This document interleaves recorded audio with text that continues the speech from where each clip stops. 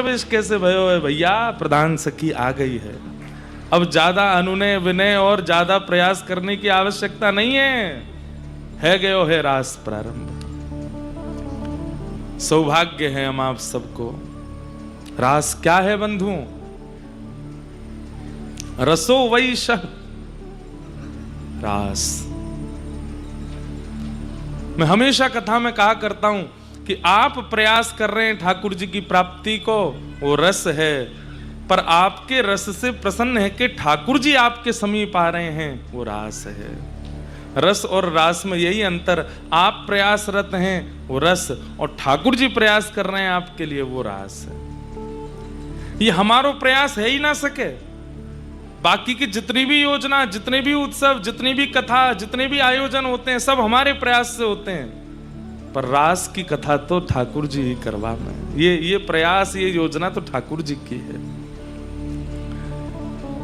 इसके पीछे कारण क्या है?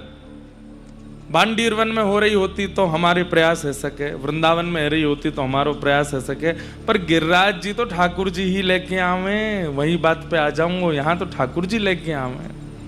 नंद बाबा के आगे हाथ जोड़े, यशोदा मैया तो प्रार्थना करें, गिरि गोवर्धन पूजिए, उन्हीं की पूजा करो। गिरिराज जी की शरण में ब्रजवासी ना आया, मैं ठाकुर जी लेके आवे। तो यहाँ पर आना और यहाँ आकर के रास की भावना करना, तो ठाकुर जी की कृपा है। गिरिराज जी कौन है बंधु? बहुत ध्यान से सुनियो। रस का समूह ही रास है। अत्यंत सुंदर रस की वस्तु दो चीजें होती हैं, एक तो उसका एक गाढ़ापन होता है, एक उसका रस भाव होता है। ध्यान से सुनना। जैसे अमरस होता है या खीर होती है, कोई भी रस की वस्तु होती है, अगर केवल पतली पतली है तो इसका मतलब है कि वो इतनी स्वादिष्ट नहीं है, उसमें थोड़ा गाढ़ापन भी है, थोड़ा उसमें एक गरिष्ठ भाव भी है। गरिष्ठ शब्द कहने में अनुचित हो सकता है। गरिष्ठ का मतलब है उसके अंदर एक मूल तत्व भी है जिसको व्यक्ति पिएगा नहीं, जब मुख में आएगा तो थोड़ा चबाना भी पड़ेगा। रस का समूह रास है। उसी रास का जो पेय भाव है, जो जल भाव है, वो श्री यमुना जी हैं, और जो गाढ़ा भाव है वो गिरिराज जी हैं, वो श्री गोवर्धन नाथ है। और एक बात बता दूं, कोई कितने रस बांटे जाए ना सबन को, खीर पतरी पतरी सबन में बढ़ जाए, जो बेचारे बहुत प्रतीक्षा कर रहे हैं, अभी एक पंगत गई है, अभी दूसरी गई है, अभी तीसरी गई है। परोस व्यवहारी, विशेष रूप से परोस व्यवहारी सबसे लास्ट में पाते हैं, लेकिन जब वो लास्ट में बैठते हैं तो उनको गाढ़ा ही गाढ़ा मिलता है। रस तो बहुत अन्य मिल गए होगो, लेकिन गाढ़ो रस जो रास को गिरिराज जी को स्वरूप है, वो हमको ही मिल रहा है। हम जितने बैठे हैं हम सब उनको प्राप्त है। श्री यमुना जी रास का, जब प्रिया प्रियतम दोनों रास विहार कर रहे हैं, उन दोनों के जो रसमय प्रेम है वो श्री यमुना जी बनकर के बहने लगा। और श्री प्रिया प्रियतम का जो सारभूत गाढ़ा स्वरूप है, जिसको सब आस्वादन नहीं कर सकते, जो सबके आस्वादन का विषय नहीं है, वो श्री गिरिराज जी हैं, वो श्री गोवर्धन नाथ हैं। इसलिए रास की चर्चा दो ही स्थान पे हो सकती है, या तो यमुना जी के तट पे या गिरिराज जी की तलहटी में। बाकी सब जगह होती है चर्चा, पर हम आप सब कर सकते हैं। पर प्रिया प्रियतम तो यहीं आमेंगे रास करवे, और कहीं नहीं जाते। या तो यमुना जी को पुलिन हो या गिरिराज जी की तलहटी हो। यमुना जी के पुलिन पर प्रकट रास होता है, सबको दिखता है, पर गिरिराज जी की तलहटी में प्रिया जी को मन है जाए, सबरी सखी देख रही हैं, ये इन सबन के सामने वो भाव प्रकट ना करूंगी, ठाकुर जी ले जाएं हाथ पकड़ के भीतर गुफा में, अंदर कहीं अंतरंग भाव से केवल प्रिया प्रियतम रास कर रहे हैं। जो सबके दृष्टि में ना आ सके, वो रास गिरिराज जी में होता है, वो रास गोवर्धन में होता है। बड़े भाव हैं भैया, हम आप सब सौभाग्यशाली हैं। इस रास का आस्वादन, इस रास का अनुभव हम आप सब करने वाले हैं। मन में बहुत भाव आए, क्या सुनाऊं, किस भाव पर कहूं। पंचाध्यायी रास सुनाऊं कि व्रज की लीलान में जो पदन में रास है वो सुनाऊं? अभी तक भी स्पष्टि नहीं है कि क्या सुनाऊं। बस बैठ गए हम, जो मन में आवे वो बोलते ही चलो जाऊंगा। जैसी ठाकुर जी की इच्छा होगी वो सुनाते चलेंगे।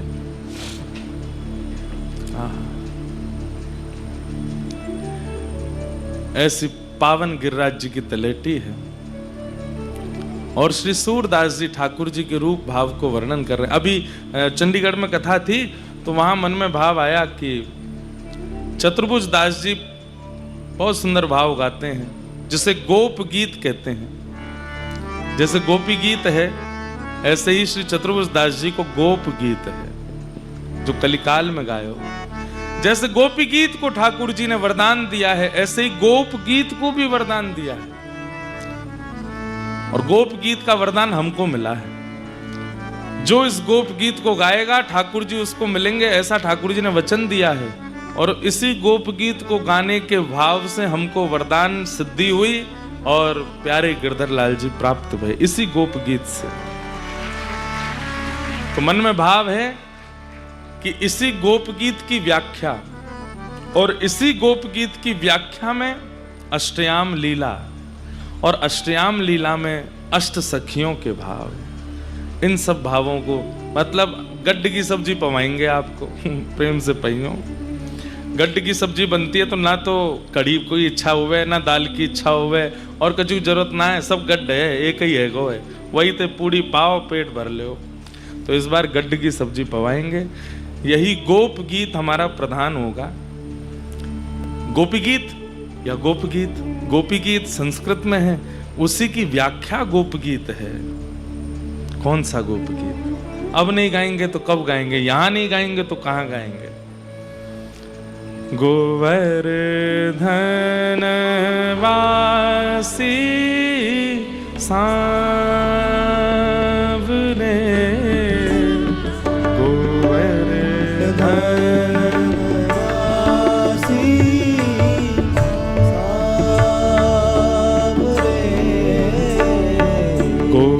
गोवर्धन वासी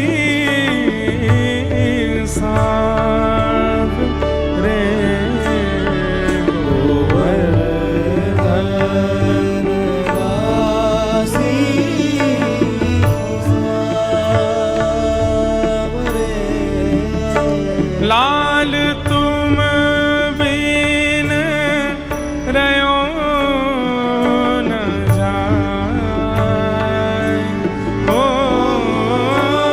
लाल तुम बिन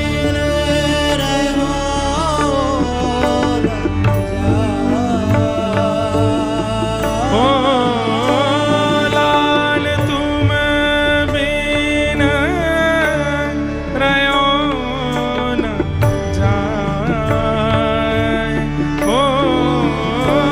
लाल तुम बिन रयो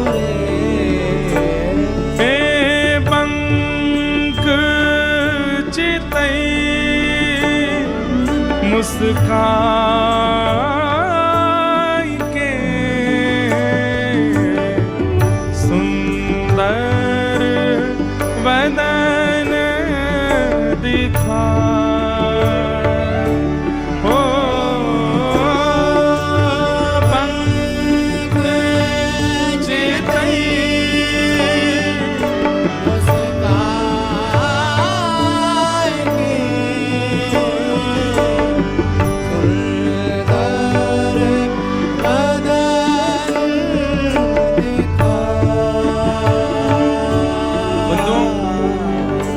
के बात सुनेंगे हमारी। अब इसी की व्याख्या ही चलेगी। 2 दिना तक गोप गीत गाओ ताकि शरद पूर्णिमा वाले दिन ठाकुर जी प्रकट हो जाएं, फिर रास बिहार होगा। बंक चितई मुस्काए के सुंदर वदन दिखाए, लोचन तड़पे मीन जो जुग भरी धरी बिहाय। कैसे हैं ठाकुर जी? बंक चितई, अब इसके दो भाव हैं। एक तो ठाकुर जी बांके हैं, टेढ़े हैं। ठाकुर जी जहां भी जामे टेढ़े खड़े है जाएं, और टेढ़े खड़े हवे को भाव का है, ऐसे दोनों पाम कर लेंगे। और एक बड़ी सुंदर रचना है, बड़ी सुंदर भावना है कि जैसे ठाकुर जी टेढ़े होते हैं तो सखा सब प्रतीक्षा करें ये टेढ़े खड़े कब होंगे। क्यों? अगर छड़ी पास होएगी तो ठाकुर जी वह छड़ी को आश्रय ले लें। अगर छड़ी पास ना होवे तो मधुमंगल, श्रीदामा, तनसुका, मनसुका, धनसुका सबन में होड़ लगे, जे टेढ़े खड़े हो ना हम पास जाके ना एक अपनो कंधा देंगे तो यूं हाथ धर लेंगे। ये जब जब टेढ़े होंगे तो हमारो सहारो ले में। तो सब प्रतीक्षा करें कि ठाकुर जी टेढ़े कब खड़े होंगे। और कभी ठाकुर जी टेढ़े खड़े होंगे और वास्तव में छड़ी पास होवे या कोई शिला पास होवे या कोई ऐसी कोई सहारा होवे जैसे ठाकुर जी टेक ले लें, तो सबरे ग्वाल बाल लाल जी को ना देखें, जहां पर टेक लियो वाकू टेढ़ी टेढ़ी नजरन से देखें। तू काई को है यहाँ पे, तू क्यों है यहाँ पे, तू अगर यहाँ नहीं होता तो हम आ जाते, हमको ये सुख मिलता। अरे ग्वाला तो ऐसा प्रयास करें कि लाला को ऐसी जगह लेके जाएं जहां पर टेक ये ले ही ना सके, या को टेक लेवे का हमारो ही सारो लेनो पड़े। बंक चितई, ठाकुर जी बांके हैं। इसलिए हमारे श्री राधारमण लाल जी की सेवा पद्धति में ठाकुर जी के भुजा के पास में छड़ी पधराई जाती है, जो लंबी छड़ी लकुट है, ठाकुर जी वहां पे ऐसे तिरछे आ जाएं। नहीं तो जिनके घर में भी त्रिभंग लली श्याम सुंदर हैं, कभी कभी अपनी लीला में, अपने भाव में, अगर ठाकुर जी को स्वरूप बहुत बड़ा हो तब तो कछु कर ना सके, तब तो कछु कर सकें। छोटा हो तो वहां में तो उंगली या हाथ कभी कभी ऐसे लगा के थोड़ी देर बैठ जाया करो कि लाल जी ने एक टेक ले लो, हम पे ने एक उंगली धर लो, ऐसे कोनी धर लो। और बड़ा स्वरूप है तो पर्दा वर्दा लगा के कोई देखे नहीं, धीमे तो जाके कंधा लगा ले करो नीचे, यहाँ धर लो, खड़े है लो। आप सब प्रतीक्षा करें। जब ठाकुर जी निकुंज में जामे तो वहां सखी प्रतीक्षा करें कि ये टेढ़े कब खड़े होंगे। और जैसे ही ठाकुर जी चरण उठामे, यहां सबन में होड़ लगा मैं जाऊं कि मैं जाऊं, लेकिन ठाकुर जी भी चतुर, यूं धरे ही ना है, चल दे आगे। सब कह अरे रह गए, खड़े रहे रे। वही श्री ठाकुर जी जब कलिकाल में श्रीनाथ जी बनकर के पधारे, कैसे खड़े हैं? ऐसे खड़े, यहां टेढ़े होमे ही ना है, सीधे ही खड़े हैं। लेकिन कोई कोई ऐसे अष्ट सखा हैं जिनको ठाकुर जी के टेढ़े स्वरूप का अनुभव है। वहां में तो एक श्री चतुर्भुज दास जी हैं। जब जब चतुर्भुज दास आते हैं ठाकुर जी ऐसे ही खड़े रह जाएं, और चतुर्भुज दास अपने कंधों दे दें, वहां पर ठाकुर जी ऐसे ठाड़े रह जाएं। आज श्री चतुर्भुज दास जी वही भाव को वर्णन कर रहे हैं। हे गिरिराज धरण, हे गोवर्धन नाथ, आपकी वो छवि कैसी है? बंक चितई मुस्काई के सुंदर वदन दिखाए, हो बंक चितई मुस्काई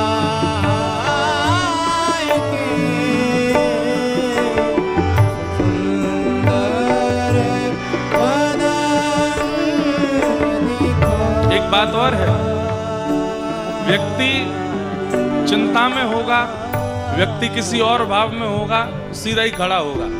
लेकिन जब अत्यंत प्रेमी कोई मिलता है या अत्यंत भाव की या रस की बात हो, तभी टेढ़ो खड़ो होवे, तभी दीवार की टेक लेगो या जैसे भी खड़े हो।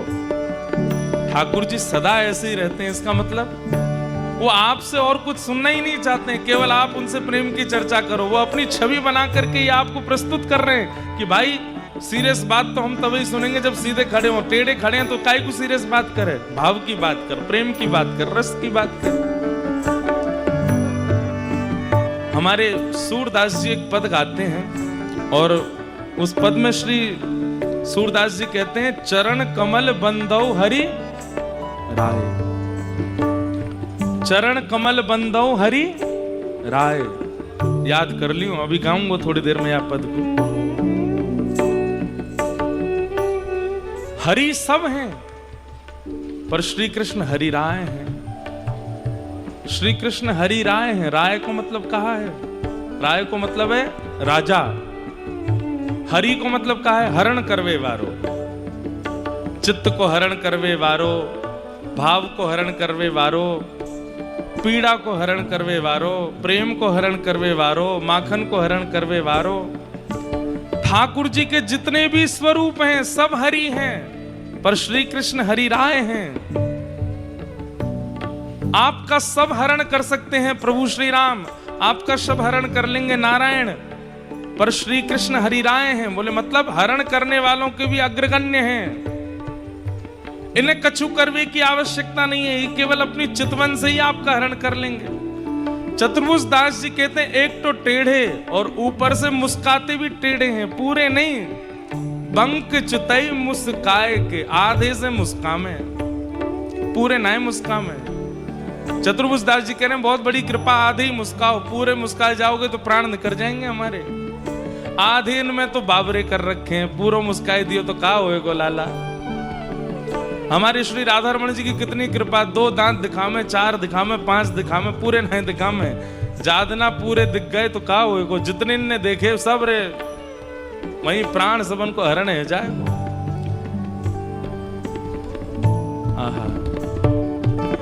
पंक चितई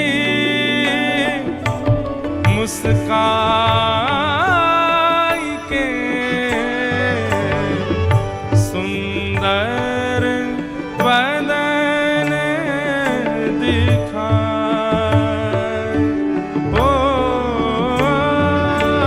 पंक चितई मुस्काई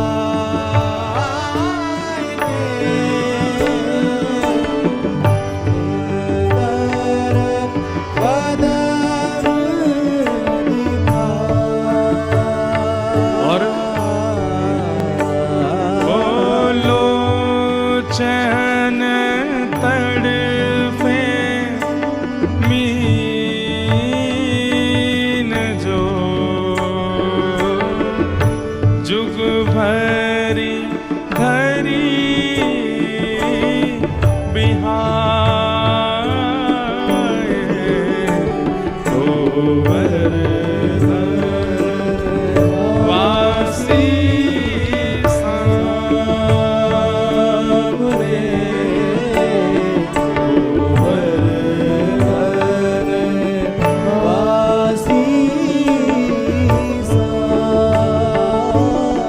हमारे नेत्र, हमारे लोचन क्या हैं? बोले तड़फे मीन जो, ये मछली है, ये नेत्र रूपी मछली है। और श्री कृष्ण श्याम सरोवर है। इन मछलीन को आप और कहीं ले जाओगे ये प्राण त्याग देंगी। आज तक कई लोग अपने नेत्र रूपी मछलीन को ना जाने कैसे कैसे भावन में ले जा रहे हैं। अरे मछली को दूध में डाल दोगे, दूध भले ही बहुमूल्य है पर प्राण त्याग देगी मछली। मछली को अमरस में डाल दोगे प्राण त्याग देगी। मछली को और कोई रस प्रदान करोगे वो तो प्राण त्याग देगी। इन नेत्र रूपी मछलीन के काजे तो नील सरोवर चाहिए, और वो नील सरोवर केवल श्याम सुंदर है। लोचन तड़फे मीन जो, जुग भरी धरी बिहाय। अरे भैया श्री राधा रमण रूपी नील सरोवर, राधा वल्लभ रूपी नील सरोवर, बांके बिहारी रूपी नील सरोवर, श्रीनाथ रूपी नील सरोवर, ये नील सरोवर हैं। अपनी मछलीन को, नेत्र रूपी इन मत्स्य को इन नील सरोवर में रमण कराओ कि सदा उन्हीं को देखते रहे।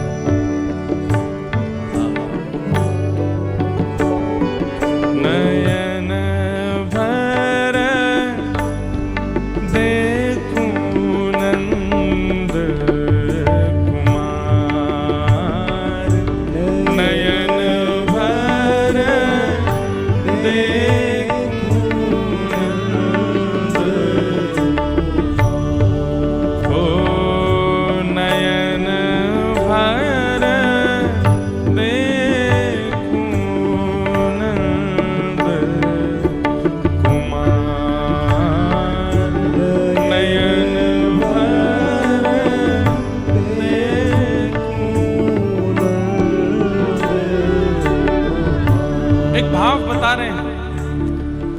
ठाकुर जी को थोड़ी देर हम लोग निहारते हैं। जिनके चित्त में रस नहीं है, जिनके चित्त में भाव में नहीं है, जिनके चित्त में प्रेम नहीं है, वो ध्यान से सुनियो।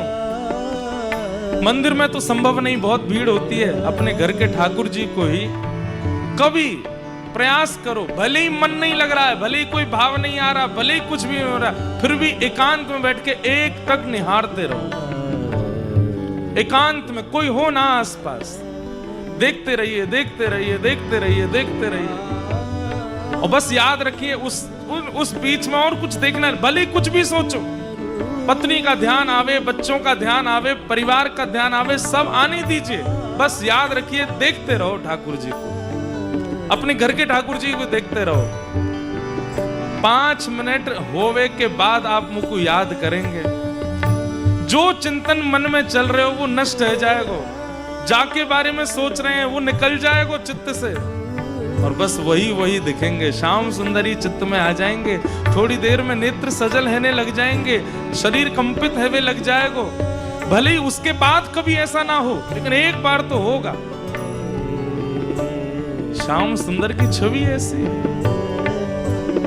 वास्तविकता यह है, हमारे नेत्र भले ही हमें ज्ञान नहीं है, पर हमारे नेत्र चाहते केवल श्याम सुंदर को ही है। हम नहीं जानते कि श्याम सुंदर कौन है, पर ये नेत्र जानते हैं कि यही वो सरोवर है जिसमें हमें रहना है सदा। और जब व्यक्ति अनायास, बिना किसी भाव के, बिना किसी प्रेम के, बिना किसी क्रिया के, बस ठाकुर जी की किसी भी छवि को देखते रहो आप एक टक, 5 मिनट, 6 मिनट, 10 मिनट अगर आपने देख लिया, कुछ भी सोचते रहो, बस देखना उन्हीं को। थोड़ी देर बाद आप देखेंगे कि नेत्र सजल होने लगे, चित्त में प्रेम प्रकट होने लगा है। क्यों सजल हो रहे हैं, क्यों प्रेम प्रकट हो रहा है, आपको खुद नहीं पता होगा, और स्थिति हो जाएगी। भूली री भवन मैं तो बाबरी भई रे, भूली री भवन मैं तो बाबरी भई,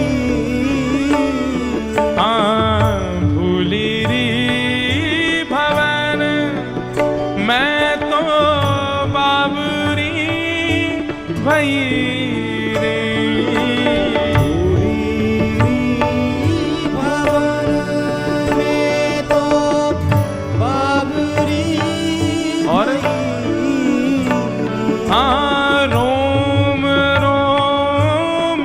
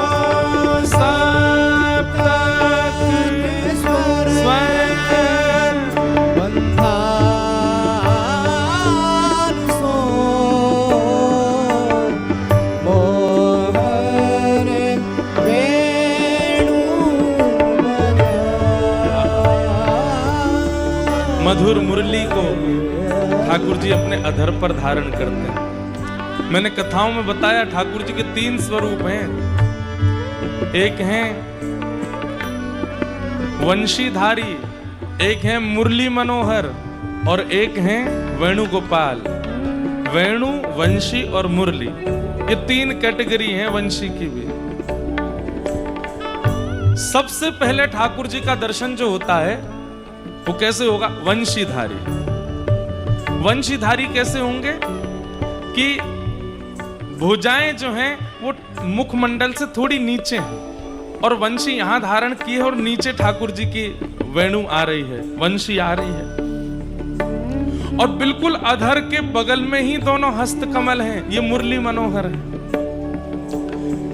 बंधुओं, एक बात आपको बताऊं, आप आकलन मत करना कि अच्छा बिहारी जी की तो यहाँ है, राधारमण जी की यहाँ है, राधा वल्लभ जी की यहाँ है। नहीं, आपकी जैसी भावना होगी, भुजा उतनी ऊपर नीचे होगी, ये अनुभव आपको हो जाएगा। अगर आप प्रारंभिक स्थिति में हैं तो आपको वंशीधारी दिखेंगे, भुजा नीचे हैं और मुरली ऊपर।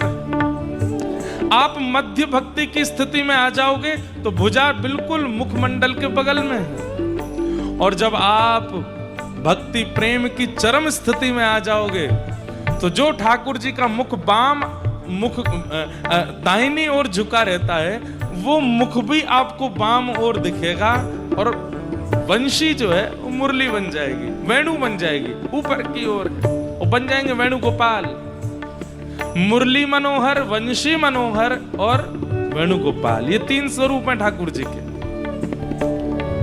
सब ठाकुर जी वंशीधारी हैं, सब मुरली मनोहर हैं, सब वेणुगोपाल हैं। हमारी स्थिति पर निर्भर करता है कि ठाकुर जी कौन से बने। अपनी स्थिति परखने का यह भी एक भाव है। ठाकुर जी की भुजा का दर्शन करो, कितनी ऊपर, कितनी नीचे, कितनी मध्य में है। अगर वहां में नेक नेक अनुभव है रहे हो है ऊपर नीचे को, होगा ही होगा ही होगा, निश्चित होगा। नीचे है तो अभी प्रारंभ है, मध्य में है तो अभी मध्यस्थ हो, और भुजा ऊपर है तो या को मतलब है अब प्रेम की स्थिति में पहुंच चुके। वंशी संकेत कराती है कि आप किस स्थिति में हैं। जब किसी को रिझाना होता है तो ऐसे वंशी बजाई जाती है, जब अपने सामने बैठे होते हैं तो ऐसे बजाते हैं, और जब श्री प्रिया जी ठाकुर जी के आगे आ जाती हैं, ठाकुर जी बिल्कुल ऐसे है जाए और ऐसे करके फिर बजाते हैं, बिल्कुल डूब करके बजावें। आप सामान्य हो, रसिक हो कि प्रेमी हो, ये ठाकुर जी की वेणु की स्थिति से आपको अनुभव हो सकता है।